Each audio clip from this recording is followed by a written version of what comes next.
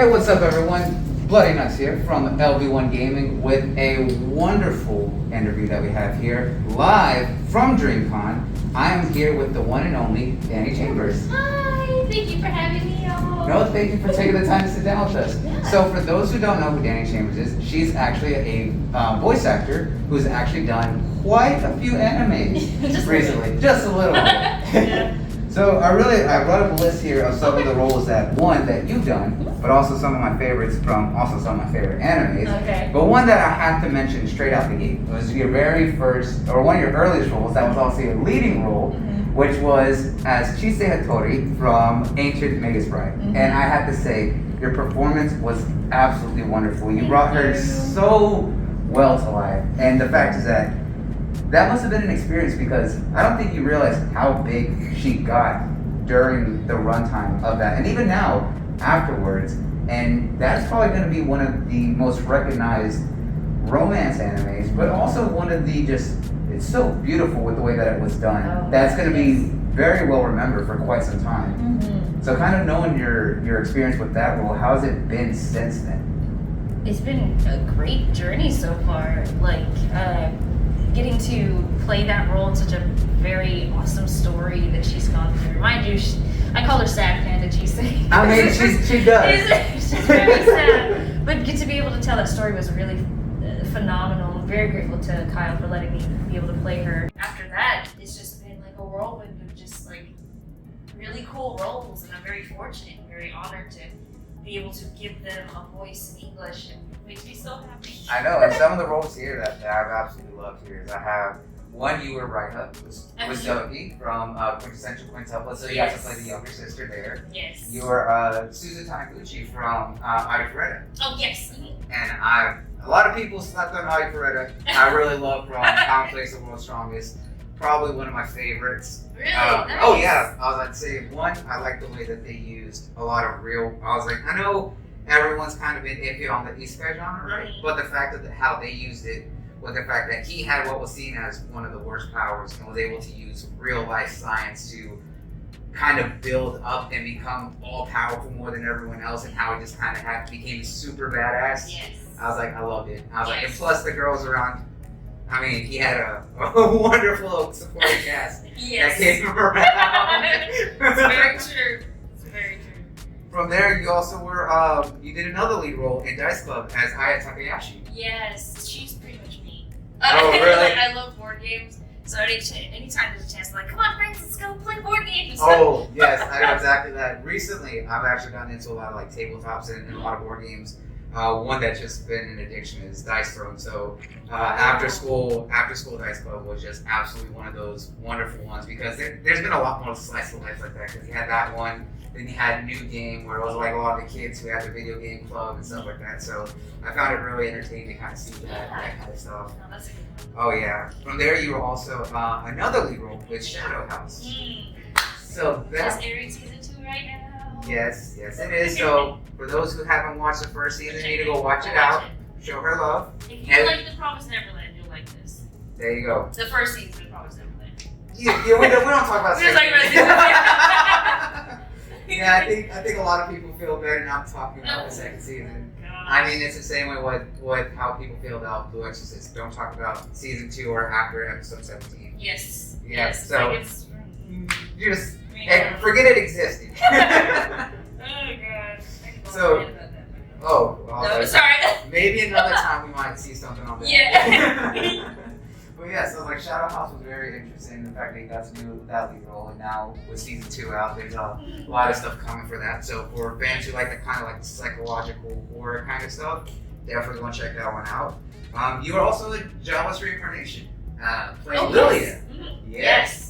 And in Java's Reincarnation, another one that blew up really, really great as soon as it came out. Oh yeah.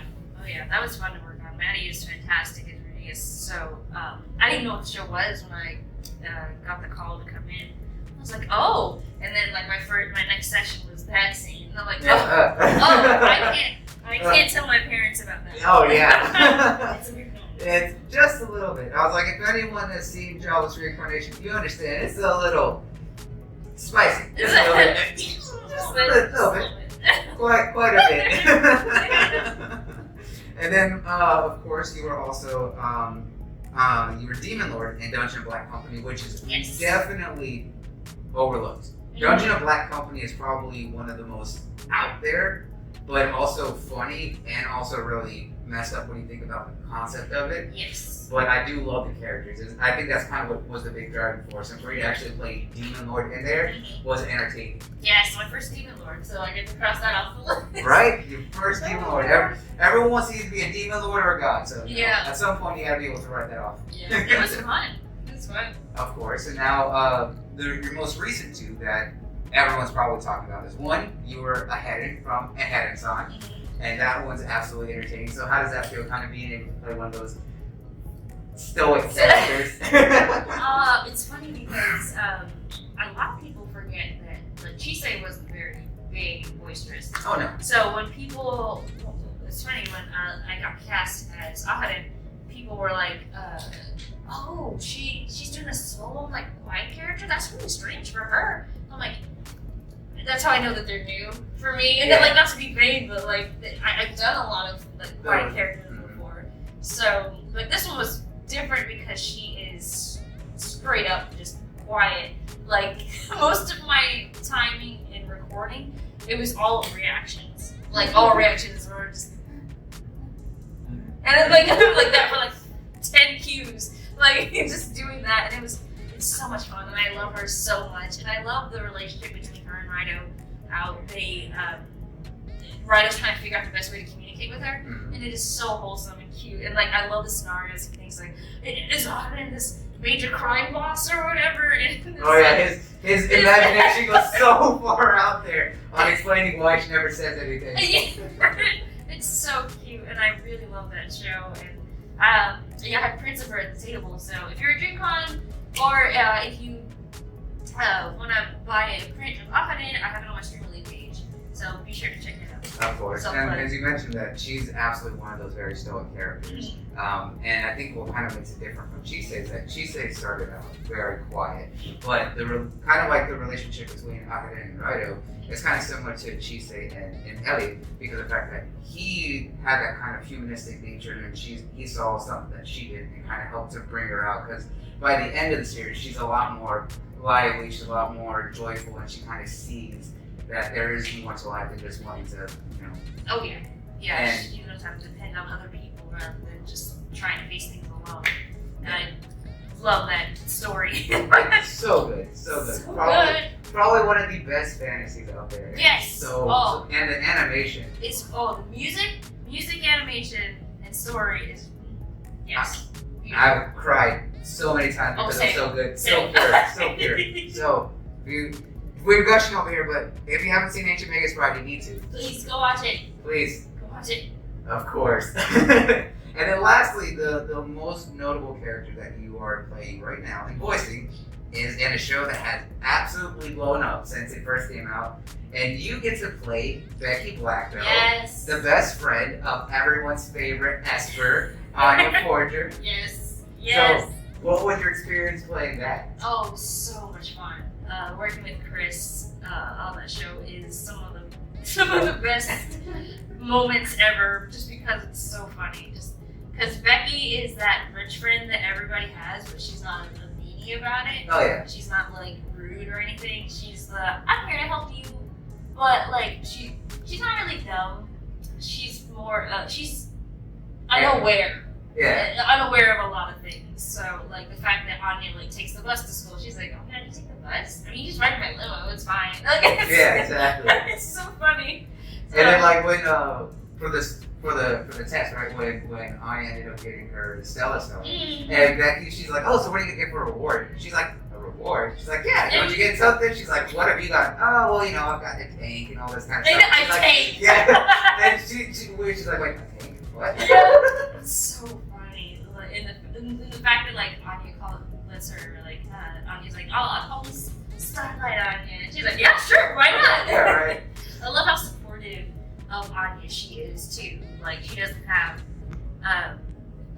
supporting character syndrome, where they're like, "I don't want to be the main character now." Yeah. You know, she's very supportive of Anya and wants her to succeed, and even when when they first meet, how everybody's very upset with Anya, or like talks about her. She's like, man, F those people. Yeah. Like, you just forget about them. You know? They're like, oh, she's poor, and it's like, whatever. Yeah, it's like, yeah.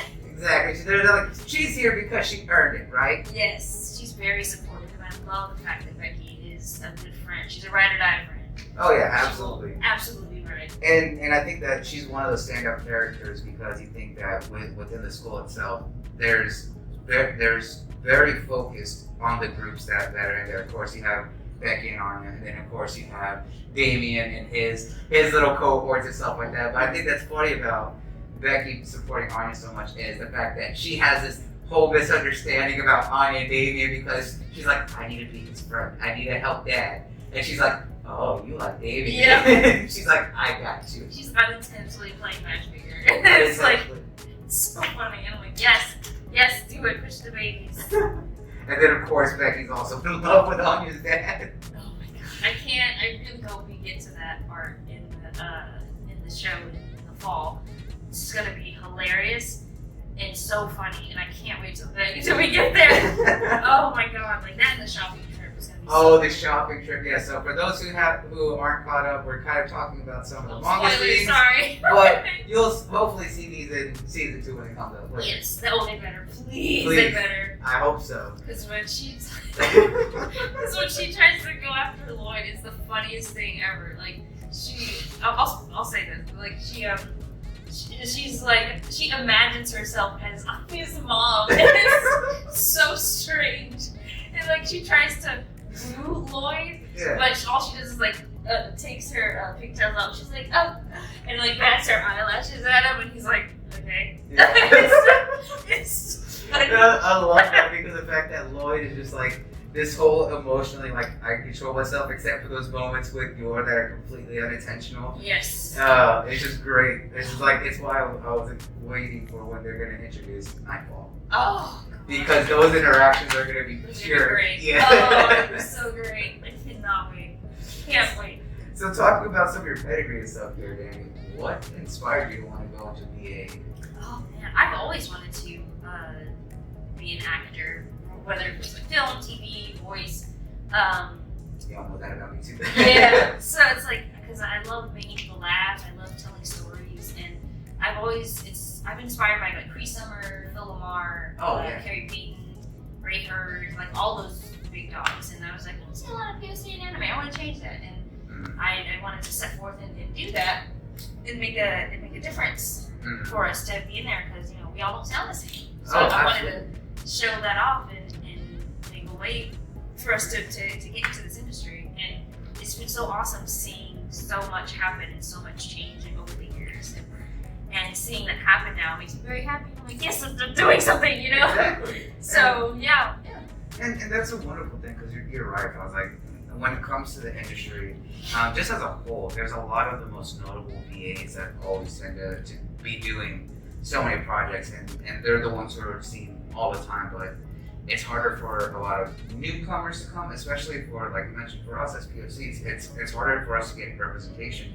And when you think about the anime industry as a whole, it's even harder for us to be able to get there with a lot of the English voice acting. So what you're doing and what we've seen over the past couple of years, how there's been so many more faces and voices that have come out to kind of really make a name for themselves, and especially in a lot of animes that have really been like blowing up right after they come out. Because you think about just your pedigree alone, how many of those have made both in sub and in dub as well.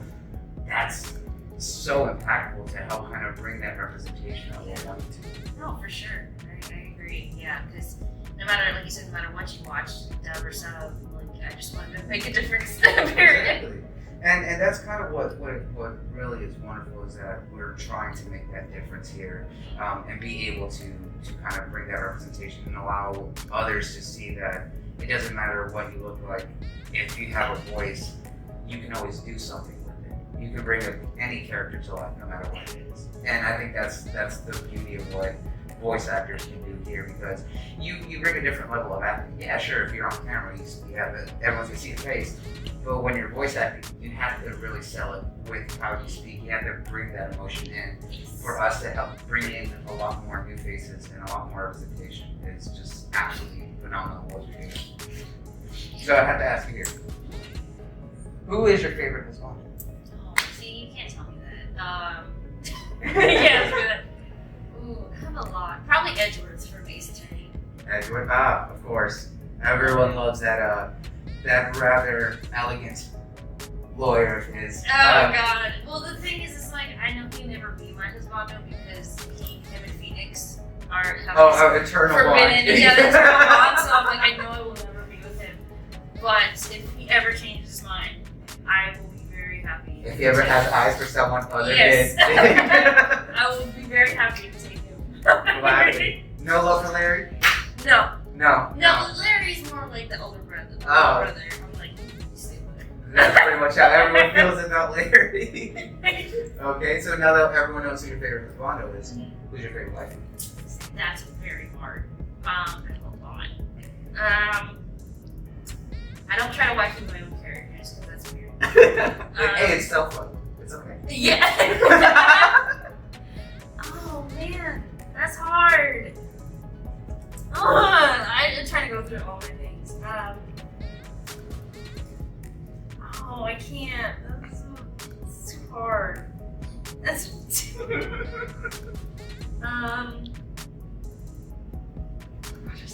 I seriously have to think about this. Yeah, we have stumped on this one. Out of all the animes that I watched, and that's not even a lot.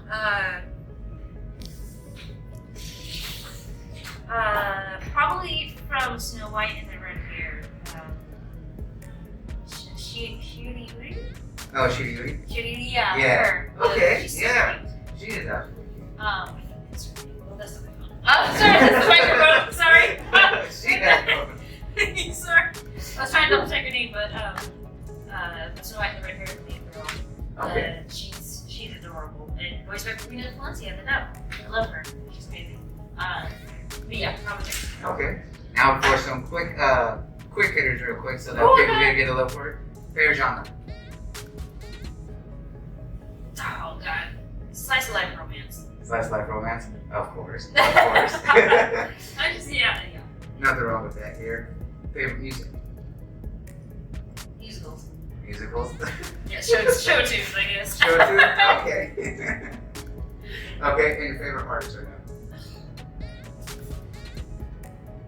Oh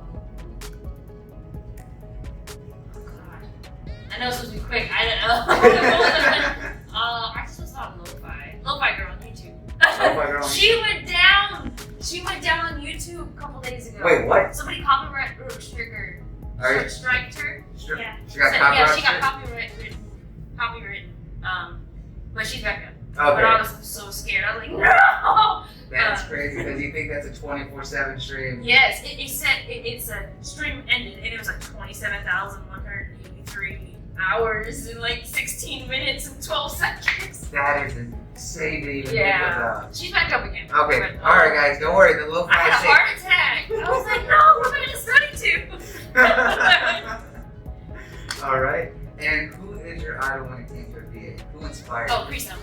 Pre-Summer? Hands down. Hands down? Yes. Alright. I think for me it's Steve Bloom. Because Oh. the first time you heard him at a spike, Dude, his voice is like butter. oh, absolutely. And anytime, doesn't matter whether it's anime, video games, anything, I can easily recognize that voice. I'm just like, wait a second, I know that gravelly voice. Yeah. I was like, someone look at this character, is like, is that Steve Bloom? Yeah. Is that Steve Bloom? And then I hear like 30 seconds later, so it's like, yo, I'm just like, I knew it! Yes, that's how I do with Pre-Summer. I'm like, I knew that. Yes. It's the same with like Christopher, immediately recognizable. Yes, absolutely. Alright, well, Dani, where can people find you at, and what shows you have coming up that they all should keep their eye on?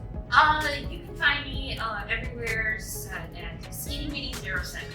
I got TikTok finally, and I'm on Instagram, Twitter, Facebook. And my website, DaniChambers.com. DANI.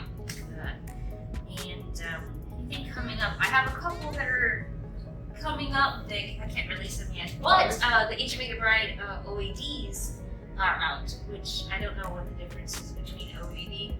I guess they're OVAs too. Probably. The first 2 episodes are out on Crunchyroll now. Please go check them out. It's right after season 1. A couple months after season 1. and hopefully season 2 comes out. I don't know if hopefully. I hope so, because that would. I mean, where it ended was perfectly okay, especially with the movie that came out afterwards. But you know what? Hopefully we do get to see more of that, because we would love to see our friend here return back to the character. So thank you so much for joining us today, Dani, and to everyone who's watching, thank you so much for coming and hanging out with us. So make sure you go and show her all the love, and of course, you already know, be watching for all of our content here from DreamCon, and make sure you check out all of our stuff over at LV1gaming.com. So until next time, guys, peace out, and check you later.